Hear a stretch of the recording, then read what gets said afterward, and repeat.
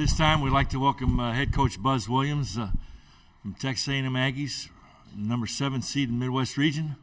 They will face number 10 seed Penn State in an 8:55 p.m. Contest Thursday. Welcome to Des Moines, Coach. At this time, we'll take questions. Raise your hand. Left side, third row.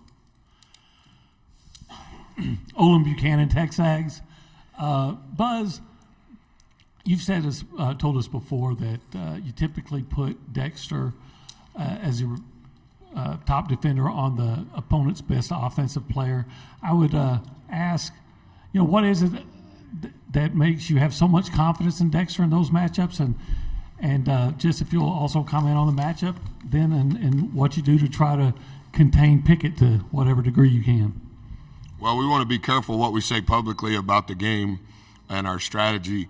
Coach is an incredible coach. Spent a lot of time in the NBA, has had a fast rise in college. He's done a tremendous job, and 22 is maybe the best 6'6" guard in the country, statistically for sure. I think Dex's competitiveness, along with his IQ, is what makes him so good. He's for sure the best perimeter defender on our team. I don't think that anybody in our organization would question that. And I think that I've said it to you throughout the year. Statistically, on the glass, I think that's the thing that has changed our team the most, is that he is our leading rebounder while also guarding the best player. He absorbs a scouting report in a way that I've never seen a player absorb it. He does a lot of work away from the office to be prepared for what's in front of him. He's ultra mature in how he lives his life, but also in how he goes about his daily work. He's literally the same person every day. I had no relationship with Dex prior to his arrival. As you know, he didn't get here in the summer because he had to finish his internship. And so in the 8 months that he's been here, his impact, I'm not sure can be quantified. I think he's as big of a reason as any that we're still playing. There's many. But to be able to guard the best player every night and lead your team in rebounding as a perimeter player, that just speaks to how competitive he is and how accountable he is in everything that he does.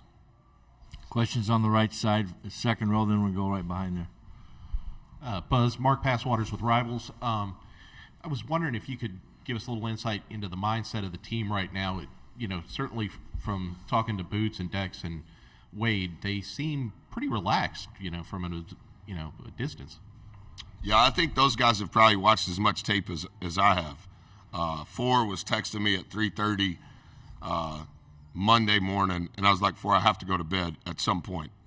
And then when we got back together as a team, we kind of have a routine that we follow 2 days before, 1 day before, and not just those three guys. Everybody within the organization is familiar with the rhythm of that. And Boots corrected me a couple of times as I started 2-day prep. We don't refer to names. Everything is number-based. And I didn't include one of the numbers, and Boots immediately caught me. Those guys are excited. Those guys are thankful. The relationship between those three guys, and there's several others, but I think the spirit between the players is as good as I've ever seen.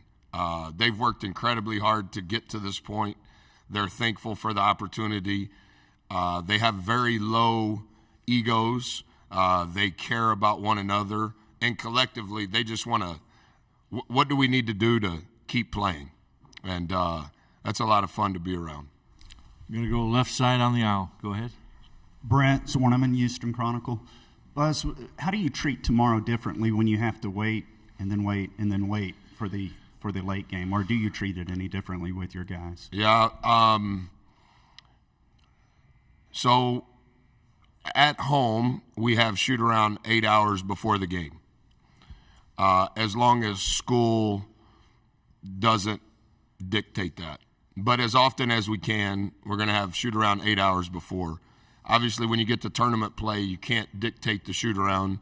Our shoot around tomorrow is 9.5 hours before, and it's only 20 minutes.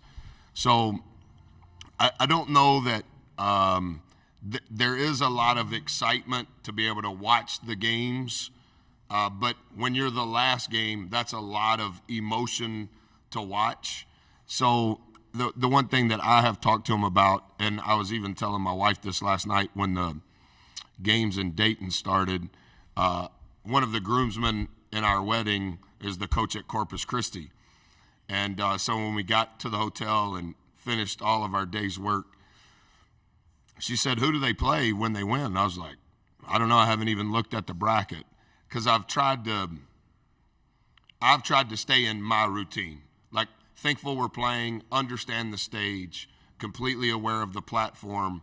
But I think a part of our success, Brent, is just stay in such a narrow lane that you almost become unaware of other things. And so that's one of the things that I've mentioned to our guys is it's okay to be happy and excited and knowing what's happening. But we have to still have the maturity to stay locked in. If it was anything other than the NCAA tournament, I would probably try to create some distraction. But I don't think that we have to do much different than what we've always done. It'll just end up being a longer nap time. That's what we call it. Like when we finish praying at the very end of shoot around, guys, hurry up and leave. We got to get to nap time. And so they're making fun of me because I don't ever sleep. But I guess we'll get a longer nap tomorrow with it. What time's it supposed to start? So it'll be 9:22 when it starts. Question up front. Hey, Coach. Two totally unrelated questions. First, where is Manny and kind of in progression and getting himself back? And second, is there a memory from when before you were a coach that you remember about an NCAA tournament that you kind of fell in love with the tournament? Yeah, Mo's done really good. And Mo's helped us. And I think the way that Mo has helped us is he's not tried to have this grand entrance like, hey, I'm Mo and I'm back. I was telling him as he was sitting out, I know this is not fun, and I know you don't want to hear me say this. This is actually going to be good for you. Because I don't think that there's a better roommate for you to have on the road than Dexter. And I don't think that there's a better example for you to sit on the side and watch than Dexter. His maturity, his approach, his consistency, his impact on the game without having the ball in his hands, all of those things that you're watching and all of those things you're hearing, you're learning it in a different way because you can't be out there. I think his self-awareness is better than it has ever been. There's been a couple of times when we were in Nashville, Travis, when I took him out because I knew what I just called he didn't know. That's not really for any other reason than he just missed 8.5 weeks of the season. But I think he has helped us. And I think that it also changes the complexion of our team just a little bit in a positive way.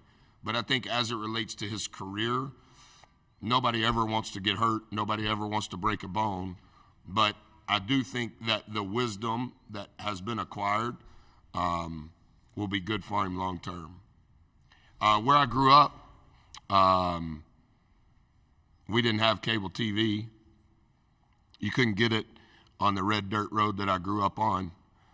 So CBS, NBC, ABC, and then there was a local station, KTVT. It was Channel 11. We got 4 stations. And I remember all of it. Got time for 2 more questions on the right side. Back row. Way in the back, BenJonesStateCollege.com. Most of the guys that Penn State's leaning on are products of the portal. You guys obviously had success in the portal as well. For a program like Penn State that maybe has had less success in the tournament, less success getting to the tournament, has had to rely on more cyclical things. As someone who's been around for a while, how do you think the portal changes the algorithm for sustainability of success? Whoa, boy, I like your question. Coach has done a phenomenal job. We've played Penn State twice in my career as a head coach. James Franklin is one of my heroes. I do think the portal has changed the model of college athletics. Every coach has a different thought process. And also, when you take a job, to some degree, it dictates what you have to do. And the portal is just another avenue now available. They're the oldest team in the country with multiple portal guys. But when he took over for Coach Chambers, not sure that there was another option that made them better / more competitive quicker. And obviously, offensively, what he does is very complex.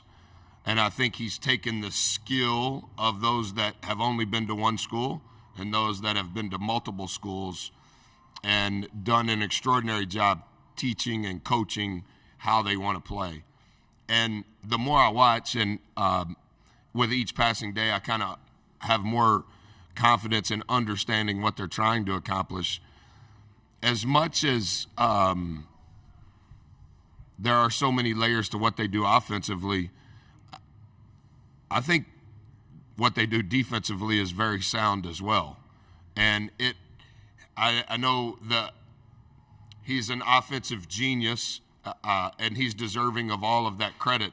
But I think a portion prior to him being the OC at Purdue, I think he spent most of his time in the NBA as a defensive guy. And you can kind of tell in here's what they're doing on offense, but you can't take away how sound they are defensively.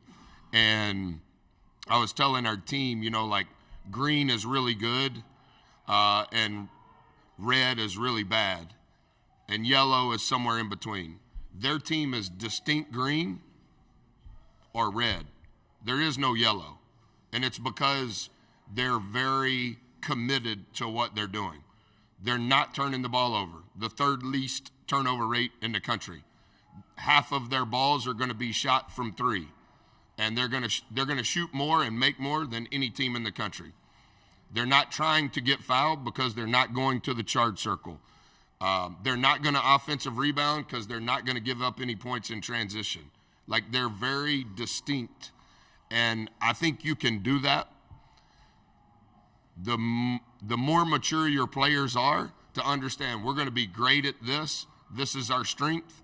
This is our weakness. And we're not even trying to make it yellow. It can stay red, but the green is going to become neon green because we're going to do it so often. And I think that however you build your program, the more mature guys you have, the better. Take the final question on the right side on the aisle. Go ahead. Tyler Shaw with KBTX. Buzz, going to Pickett and their backcourt, how exciting of a matchup is it when you look at what you have with Wade and Boots going up, against that in the backcourt? This is what I would say on that, not to dismiss the question. I actually think that that's how Penn State has beat teams. When you begin to think that it's this player versus 22. 22 is going to beat you every time. And we've spent an inordinate amount of time since Monday. If you give all of your attention to 22, he's going to be the decision maker that beats you. And you have to be really careful in how we play defense. It's not going to be about a player. We're going to be aware of that player, but those other players are why they've won 8 out of their last 10. 22's making the decision, but it's not like 22 scoring 40 points a game. But he is the coach and 22 are putting those other players in positions that when you make a decision, they're making a decision. And that decision, that second decision, is what has led to their success since Valentine's Day. So do I like our team? Sure. Do I like our perimeter guys? My whole life I like guards. And I think our group has done pretty well. And you could argue that that's why we're still playing. But to zero in and go, it's 22, 22's the decision maker, but those other guys will beat you if you act like the whole thing revolves around 22. Thank you very much, Coach. Thank Best you. of luck tomorrow.